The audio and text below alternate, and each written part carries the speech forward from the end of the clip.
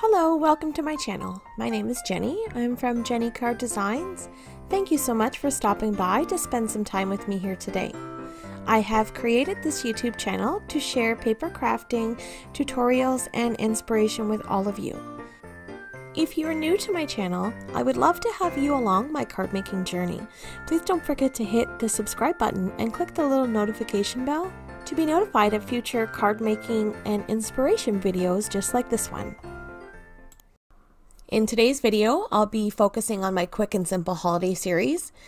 The video will be part one of a two-part series, and today's video will focus on creating the gift box and the gift tag, and in the second video we'll be working on the gift that goes inside.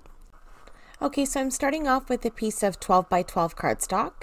This is just from a Recollections pad from Michaels, and I chose a pink Santa pattern, and I'm cutting it 10 by 10, which is the measurements that we'll require for this punch board. This is the 123 punch board from We Are Memory Keepers, and you can make envelopes, bows, and boxes with it. On the left hand side of the punch board, it just gives us a guide and shows you what size to cut your cardstock in order to create the box. The box size that we'll be using today is a 3 1/4 inch box. So I've cut my cardstock into 10 by 10, and I'm lining my paper up with the letter L on my punch board on the left hand side, and I'm going to score on the left and on the right, and then also the little letter L at the top, and then I'll punch. And I'll do the same thing 4 times. So again, score down the long arm on the right side, score on the left, score on the little L, and punch. So you're going to do the same thing 4 times. We're going to do the same punch and score on all 4 sides of the paper. And then you just want to make sure that you run your bone folder over nice and firmly, but you don't want to press too hard so that you don't get any cracking in the creases, because once you get cracks, then your box isn't going to hold together very well. And then once that's done, we'll turn the cardstock over and line it back up to the letter L again and just punch. All of the scoring is done, so we just need to finish it off. And make sure you get it lined up nice and straight, so this way your box will close properly. And we'll do this 4 times. And then once we're finished here, we're going to move the paper to the top of the punch board, and it's got a little corner notcher up there in the top right hand side. And this will just punch in little notches in the top of your box where it will close. So we'll just run with the bone folder over all of the creases to make it nice and easy for the box to close. I'll start by scoring all of the top flaps and then move to the other score lines. So these are the side walls of the box, and then once all of the side walls are scored, I'll score the pleat on the inside of the box to make sure that it'll all fold in nicely together. So I'll score all 4 pleats on the box, and then that's it. It'll close up nicely. And then we'll move on to the tag. We're going to use the leftover scrap of paper, and I've just picked up a piece of the pattern that has the Santa on it. I'll use my Gina K Designs and Thermoweb adhesive dot runner, and I'll glue my Santa down to my little cardstock.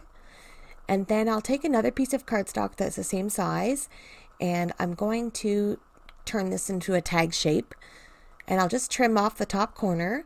I'll take the 2 pieces of cardstock and flip one over, and you'll see a little guide where we'll trim off the corner, and then it'll create a perfect little tag shape. And we'll do that for the other side.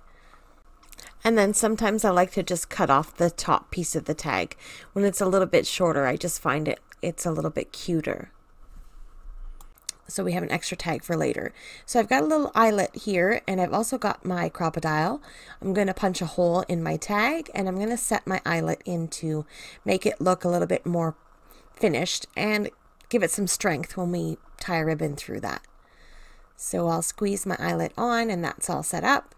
And then I've got a sentiment from the Gina K Designs seasonal greeting stamp set, and I've already got that stamped and heat embossed, and this greeting says Merry Christmas, and I'll just trim that up a little bit so that it will fit on my tag nicely, and I'll adhere that with the same adhesive dot runner, Okay, so that's it. So one 12 by 12 sheet of paper and a little scrap makes a beautiful paper box and tag that we can use for our Christmas gifts.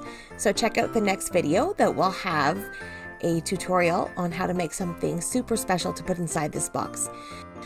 Thank you so much for taking time out of your day to spend it here with me. I truly appreciate all of the support. If you like this content that you've seen here today, don't forget to hit that like button and subscribe to my channel if you haven't already. I will list all the products that I used today in this video in the description box down below. Please note that none of my links are affiliate.